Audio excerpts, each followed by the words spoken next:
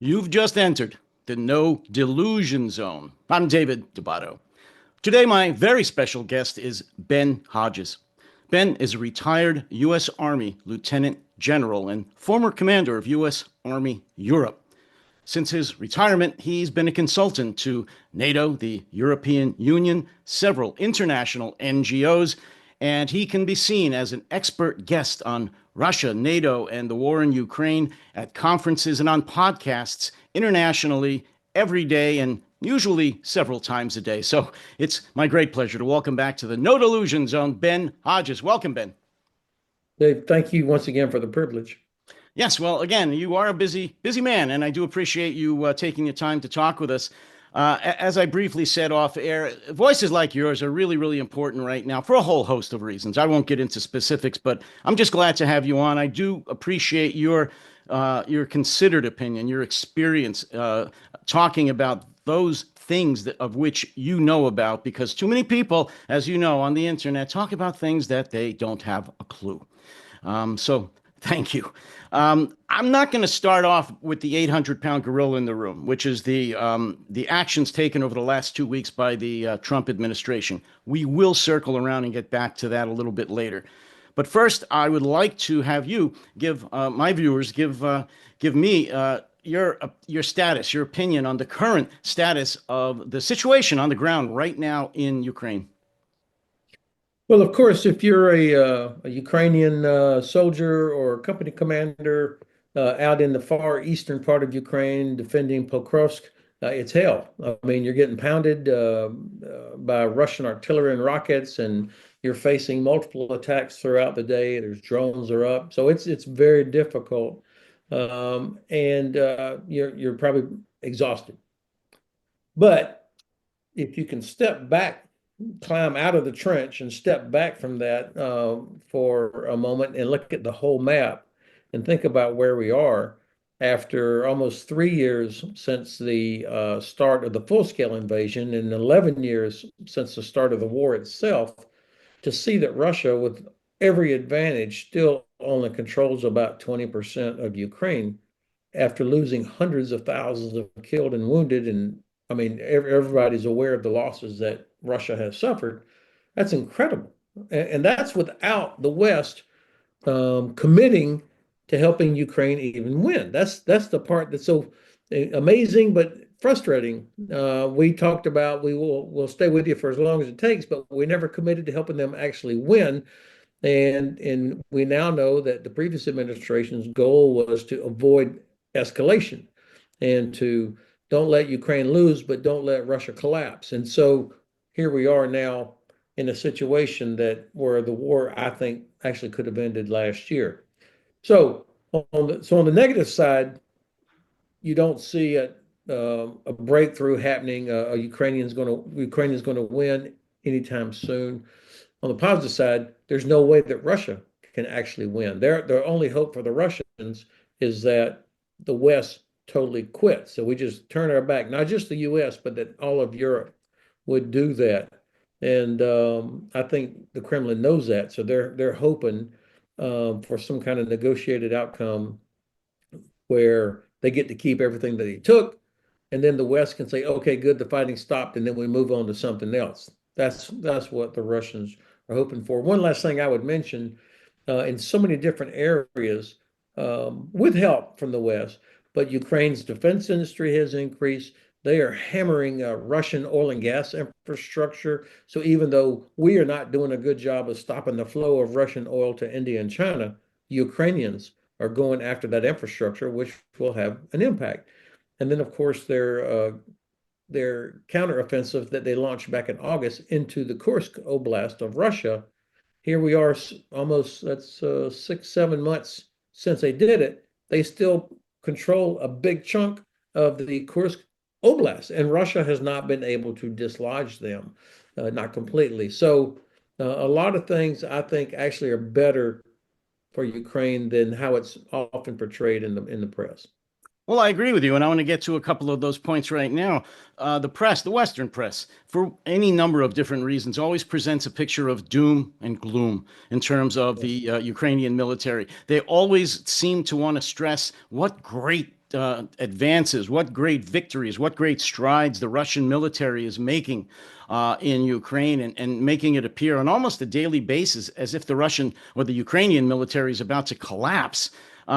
That's just not true. And I'd like you to just address that just briefly, but then Yeah. go to the point you just made, which is, and I was going to ask you, how are the recent drone attacks into the Russian airfield oil fields taking a toll? Because they're some of them they're I think up to 1,800 kilometers already. So are they having an effect? Is this something that they can sustain long term?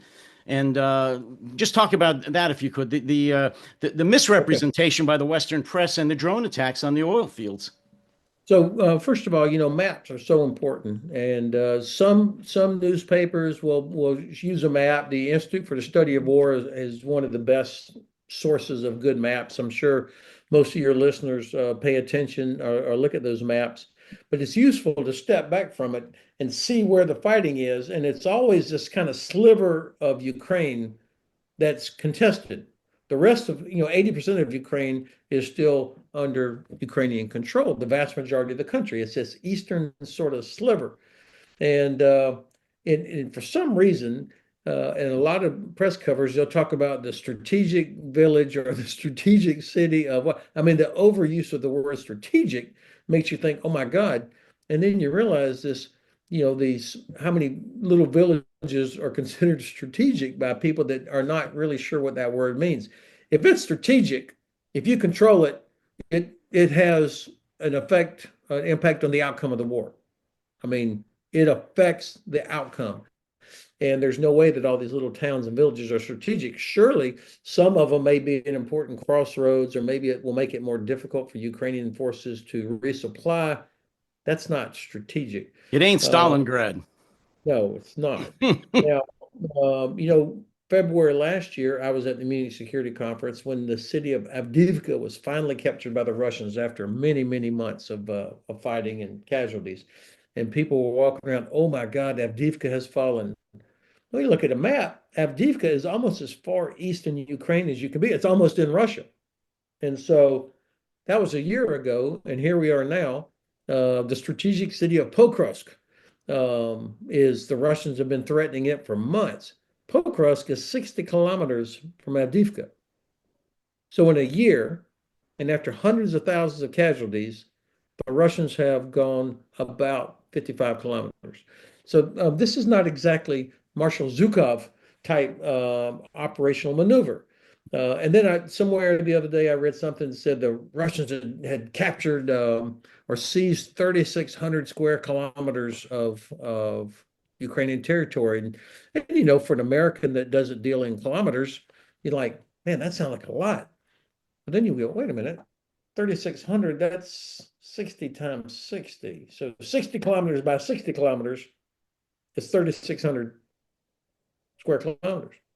Well, 60 kilometers is 36 miles. So we're talking about a box basically that's 36 miles by 36 miles after a year of fighting and hundreds of thousands of casualties. This is why the Ukrainian General Staff felt confident that they could launch this counteroffensive into Kursk because they could see that the Russians could not overrun, break through Ukrainian defenders, and then exploit it, and drive all the way to the Dnipro, the way their grandfathers would have done back in the Great Patriotic War, because they don't have the capability to break through and exploit. And so I think this is where the General Staff made a very wise calculation, a prudent risk to, okay, we're not going to send reinforcements there. We're going to build up a force that we can use to try and change the direction of the war, to regain the initiative. And that's what they did in Kursk. And I think as we look back on this war, as we obviously will in coming years, that this will be seen as one of the most important steps that was taken. Now, to your question about the long range strikes, you know, the key has been not just having drones that can go that distance, but they can carry a meaningful payload, like, a couple of hundred kilograms of explosive. That's almost 400 pounds. That's a bomb. And so if you're talking about going after refineries, for example, or pumping stations or other critical parts of the oil and gas refining storage infrastructure, you need the ability to reach it with precision, but you also need to have the payload to make it worthwhile. And you've got to have enough of these things so that you'll inevitably lose some, as the Russians have to disperse their air defense systems now to protect refineries that they never imagined they would have to protect. Um, you want to have enough of these that some will get through. That's another improvement by Ukrainian defense industry, that they now are able to scale numbers of that kind of capability on top of having the precision. To me, this is incredible. And probably 5 years from now, Ukraine will be the defense industry heart of Europe as it was when it was part of the Soviet Union. I'm going to be talking to one of the directors of one of the drone manufacturers in Ukraine in the near future, and very excited about that interview. I am so impressed with the innovations, with the progress that the Ukrainians have made with technology, specifically, I guess, on drones. But nobody could have expected that except possibly the Ukrainians. But I'm very, very impressed. And I want to ask you, just as a follow up to that last question, are these drone attacks with these increased payloads and increased accuracy, by the way, as well, of course, are they having an effect? I mean, a substantial effect, or are they just an irritant at this point to Russia? I think they're more than an irritant, but they're not yet decisive. Um, but it will hamper Russia's ability. It'll affect them in several ways in terms of their ability to export enough to India and China. But we're not near that yet where it's going to have a marked impact, I don't think. But I don't know where that point is. If we, the West, would get serious about helping Ukraine and would find ways to enforce sanctions to make sure that oil in particular, was not getting to India and Russia, or China, excuse me, then you would see such a significant impact on the income that Russia generates from these sales, which is how they pay for ammunition from North Korea and drones from Iran, et cetera. So it's the economic part of the war as well. But I live here in Frankfurt, Germany, and in late 1944, at the height of the Allied bombing campaign, Germany reached peak production of airplanes for the German Luftwaffe. So even though we were bombing the hell out of all the places where we thought they were building planes, they still managed to increase production. And so while I love watching video of Russian oil refineries on fire, we have to acknowledge that that's not by itself is not going to uh, win the war. It's just not at that scale yet. Well, it's funny or ironic that you should bring that up. I was thinking about that analogy both for the Russian oil industry as well as for the Ukrainian drone industry. And I was thinking with all the pounding that they're taking with not minimal air defenses, but nowhere near enough, they are still increasing by many, many times their drone production, not just their inventions, their different designs, but production. Do you think that if adequate air defenses are supplied, even if we don't give them enough to win the war right away, that Ukraine's going to be able to do what the Russians are doing, do what the Germans did during World War II, and maintain their production, an adequate production of munitions, including drones? Well, it seems like they're moving in a upward direction in terms of quantities of drones as well as other things. And of course, that means you can't have one big giant factory where these things come rolling out. They're distributed assembly, uh, how they do this in protected areas where you still have enough power generation, you still have labor that's there to people to do the work. Of course, assembling these drones is not like, building a ship or something. So it's a different type of production design. Um, but the Ukrainians have impressed me with how not only innovative but also resilient. Their ability to repair the damage to the power grid, for example. People still able and willing to come to work to help do these tasks. But I also think, and I'm an older retiree now, and so I'm having to understand how do they do this. And I saw that the U.S. Army's 101st Airborne Division is now working on making their own drones. I mean, in other words, replicating what Ukrainians are doing, where you can produce things in-house. I mean, that's a significant development when units are able to produce their own things like that. I agree. I want to just stay with the drone issue just for one more question at least. I'm just curious about this. We're seeing some incredible strikes by drones inside of Russia, some near the border, some, as we talked about, very, very close, even in the Moscow area. Why aren't we seeing as many strikes into Crimea right now? So good question. As you were kind of setting that question up, I started thinking about our beloved Kerch Bridge and Hmm. what's going on there. I believe actually the Russians have pulled out.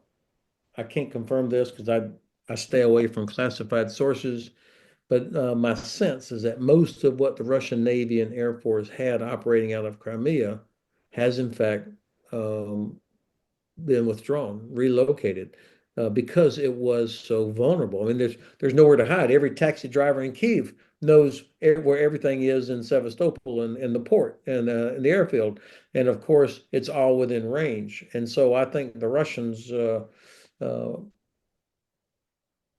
that the Ukrainians had made Crimea untenable for what Russia used to have there. Um, I think they still use it for logistics. They probably still have certain capabilities there, but I don't know. And probably some of your listeners could correct me on this, but I think the reason we don't see as many strikes going there is because there's not as many targets there. General Cavoli said earlier in the war when he was acknowledging that the Russians have this huge advantage of mass, he said, you can defeat mass with precision if you have enough time, meaning you can hit the headquarters, the logistics sites, ammunition storage, those things which are needed for Russian mass to be effective. And if you can destroy headquarters, and if you can destroy ammunition storage, then it almost doesn't matter how many um, unlucky infantry you have out there on the battlefield. And so I think we're seeing some of that as well.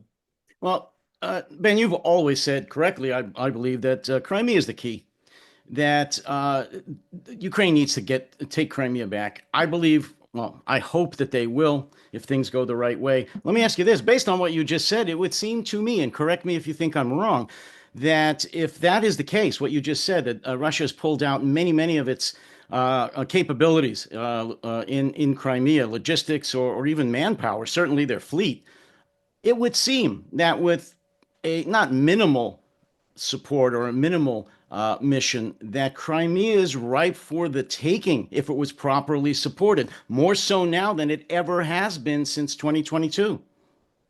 Well, I'm not prepared to say that. I wish that were true. And certainly between General Sersky and General Budanov and these guys who have been leading Ukrainian forces since the beginning, they will know what the defenses of the peninsula look like. So even if the Air Force and the Navy no longer operate from there, that doesn't mean that Crimea is undefended. Uh, the reason I believe Crimea is the decisive terrain is because that's what makes. I mean, for Russia, that was the whole reason to begin with. Was making sure that they held on to Crimea. The port of Sevastopol was essential for their ability to dominate the Black Sea and also to operate into the Eastern Mediterranean.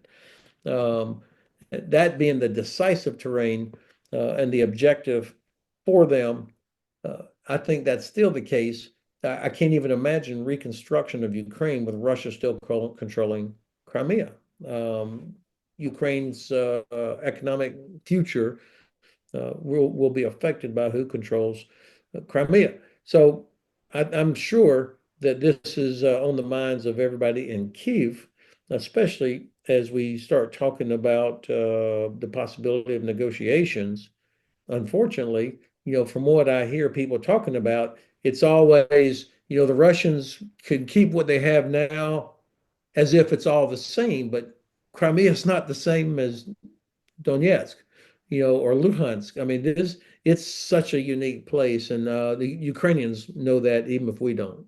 Well, I'm going to get to the this talk about negotiations right after this. Let me just ask you this: do you believe, in your opinion, that regardless of whether or not the negotiations turn out to be such that Ukraine or the West forces Ukraine to give up any thoughts of joining NATO, and they also force Ukraine to give up the Donbass to Russia, do you believe that Putin would agree to all the terms except giving Crimea back to Ukraine? Would he ever agree to that? No, I can't imagine that he would agree to giving back Crimea. That would only happen is if the Russians were on their knees like they were last year and were being forced out. I think first of all, Ukraine is not going to roll over for whatever the Americans and the Russians declare in some negotiation.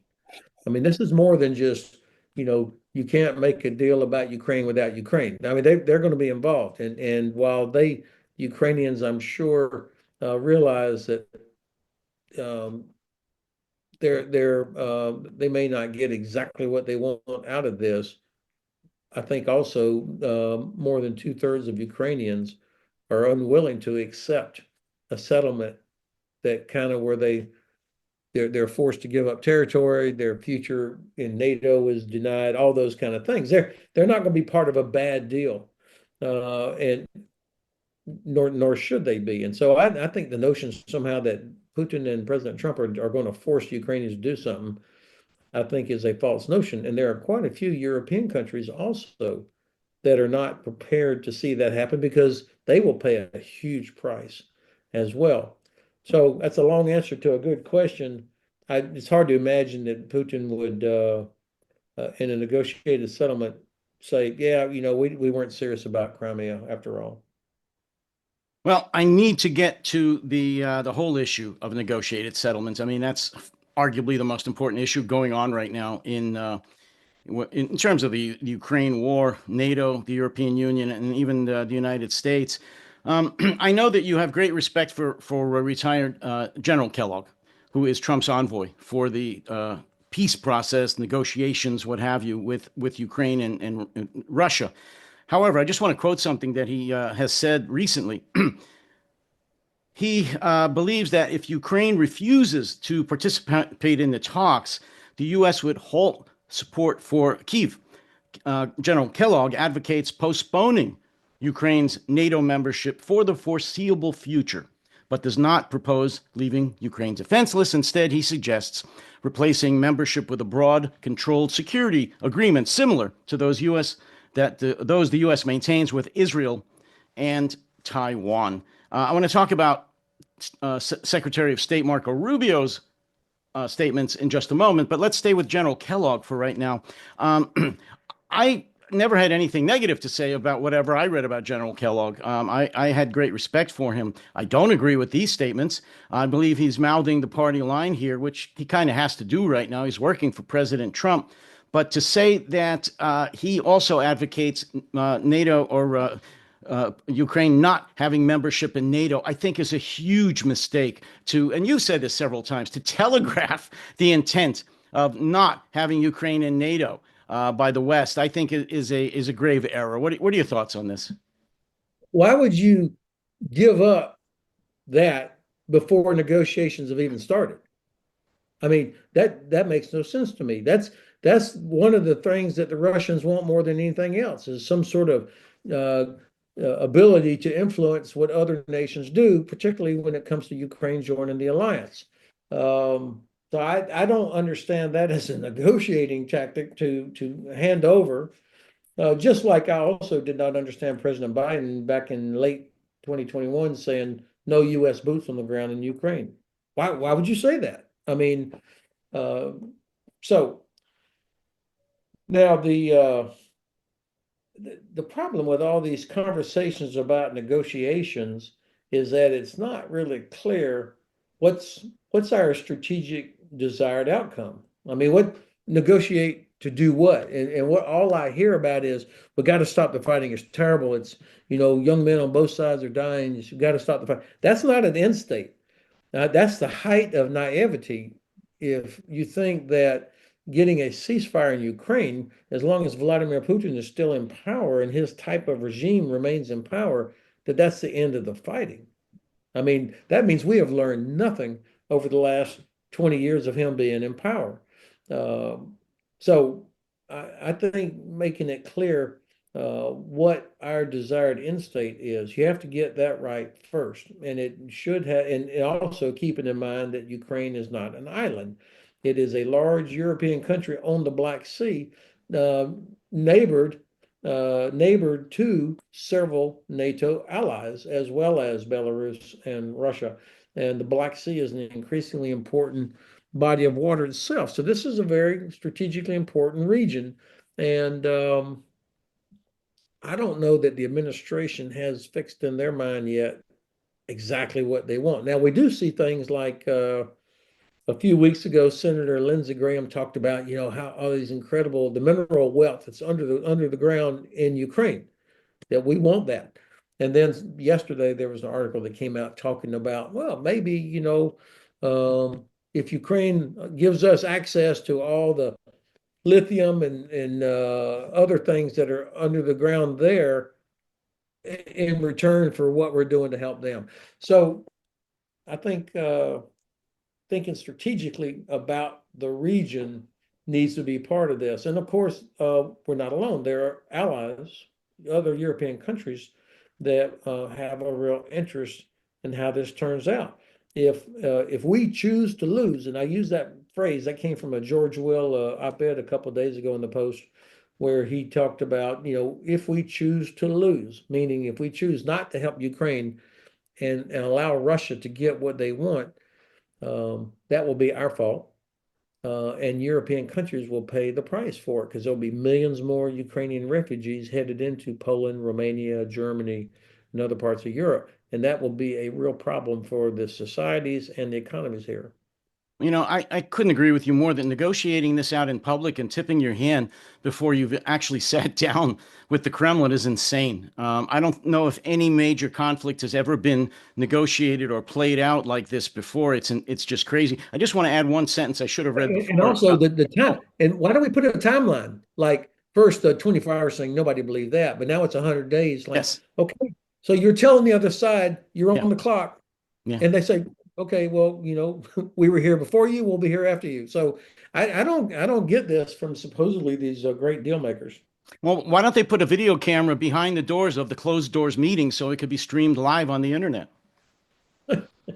Anyway, the last thing I wanted to read here, General Kellogg, he said this, according to the plan proposed by him to the Kremlin through Donald Trump, the plan would not require the plan would require Ukraine to abandon its goal of reclaiming all territories occupied by Russia.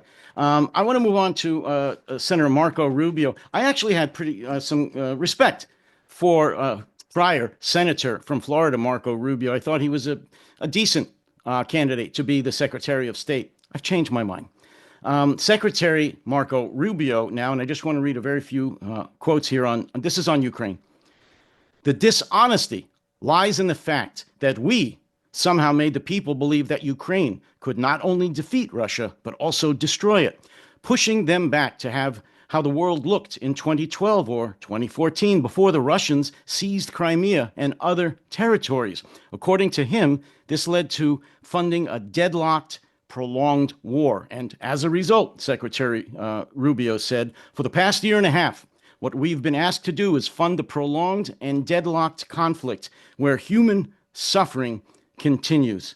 He said it requires serious negotiations where both sides will have to make concessions. I agree. I believe that Russia needs to make a concession of unilateral surrender, period. And then we can start negotiations from there. What do you think?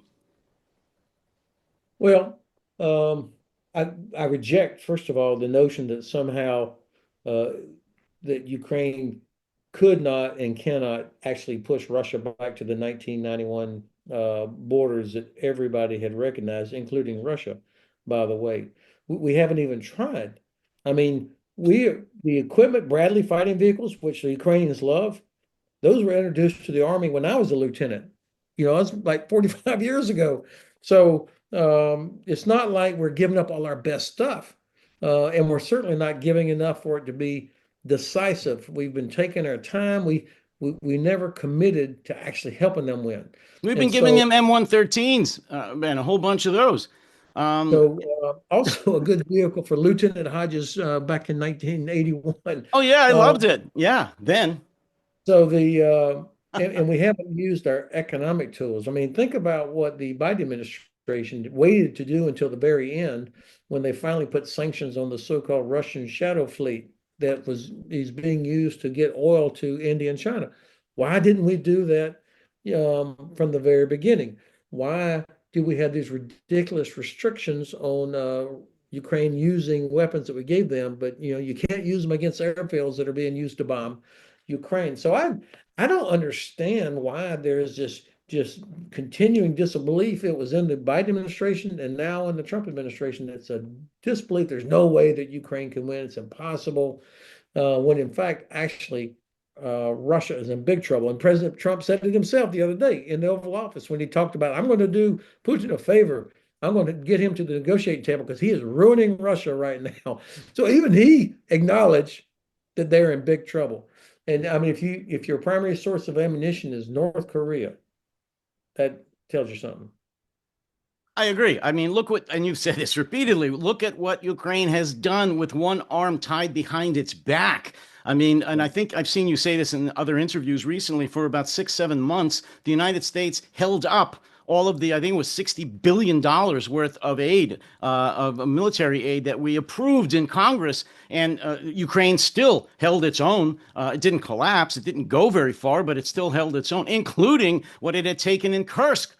So Right. no, it's ridiculous. We've never articulated what the end game was, what our strategy was, and I believe that, of course, Ukraine could have won, not just survived. I believe they could have kicked Russia's ass and made Putin beg to negotiate if we had given them all of the tools that they needed. So it's not only ludicrous and a lie, it's infuriating to the Ukrainian people that Secretary of State Rubio would say such a thing. But he has, and he's now the Secretary of State in charge of our diplomatic corps and negotiations with such nations as Russia.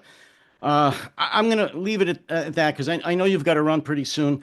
Closing thoughts on the incoming Trump administration, what I just said about General Kellogg and Secretary of State Rubio, and where the negotiations lie, or the future of the settlement or peace for Ukraine in 2025. What do you see happening over the course of this year, Ben? Of course, I think and some of your listeners know that I'm an advocate for Ukraine becoming a part of NATO.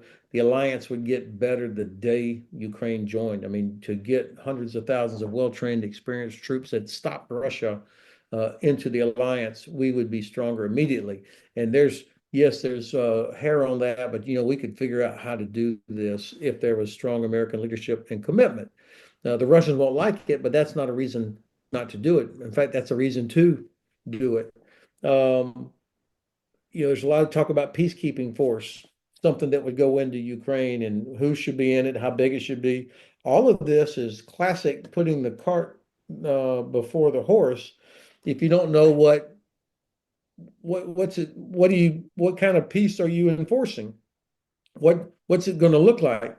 So you don't know.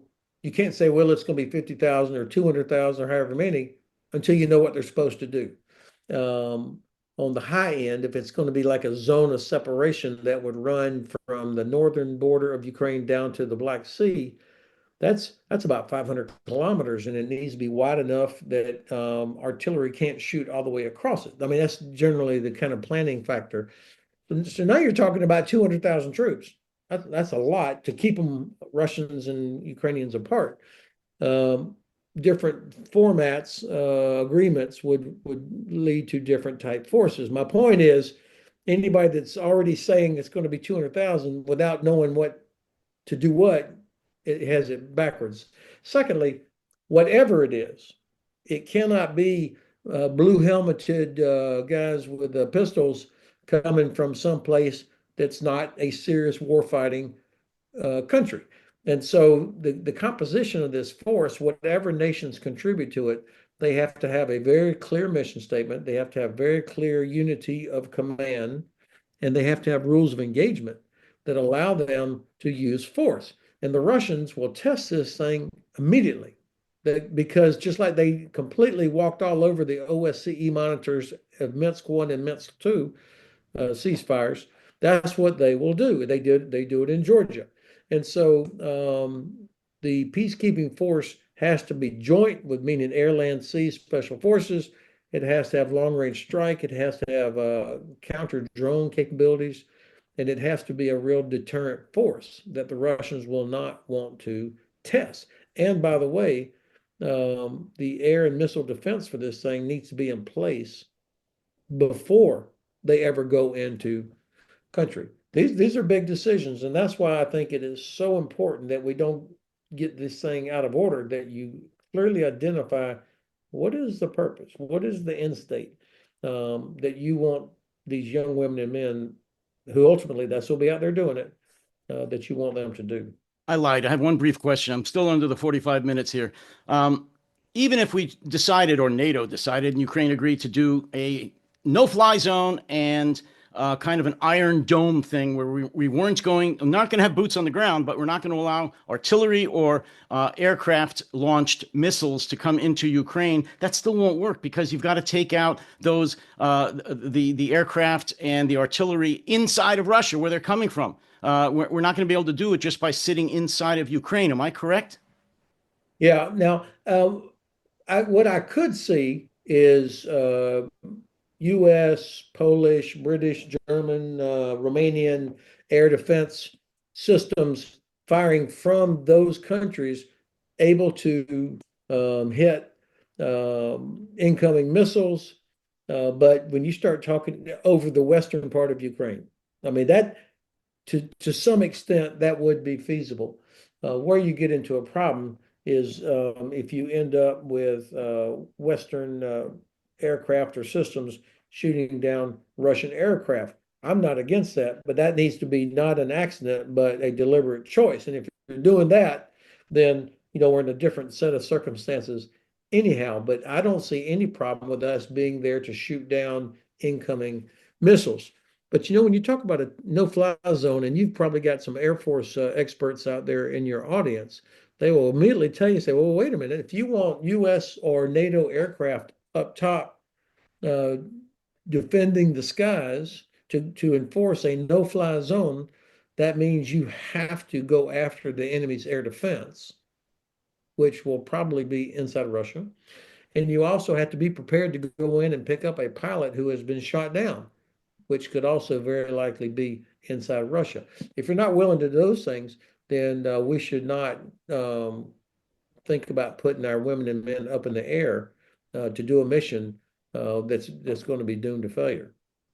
Thank you, Ben. I'll leave it there, and I'll just say a closing note on that. I fear that the Trump administration is going to want to close this deal as fast and as easily as possible, which would not involve anything that you're talking about, because that's too complicated. You have to really game this out and think of the consequences and what you need to do to adequately carry out missions like that. I don't think they're about anything like that. I think they want Well, to just solve this.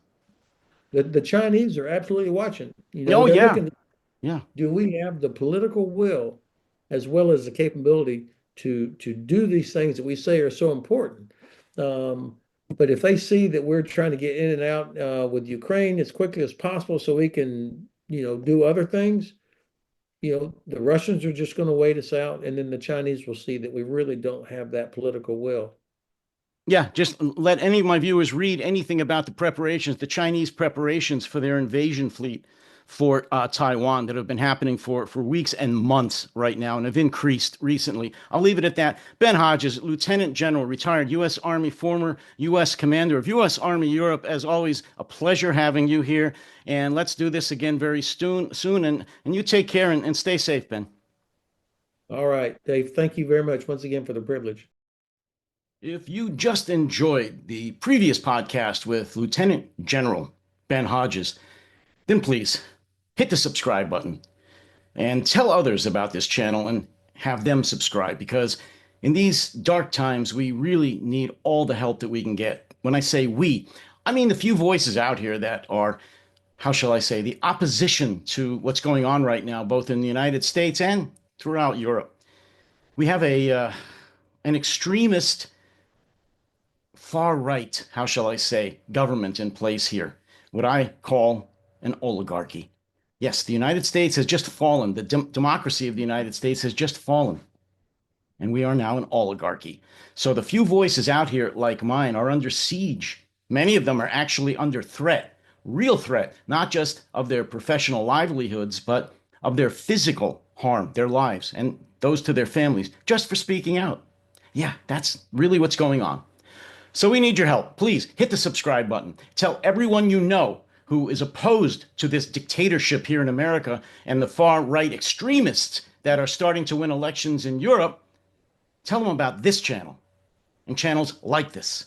And please hit the subscribe button for the No Delusion Zone. And then go to buymeacoffee.com and buy me a coffee or five. It really, really helps. I'm going to be introducing a line of merch, No Delusion Zone merch, in the very near future, and I'll tell you about that when it comes. But in the meantime, please continue to watch this channel, hit the subscribe button, have others hit the subscribe button, and let's not give in. I'm not going anywhere, and I hope you don't either. My voice will remain here, and I hope you tune or come into this channel as often as possible and hear the other side of what's going on in the United States. Thank you, and as always, you take care, stay safe, and stay sane.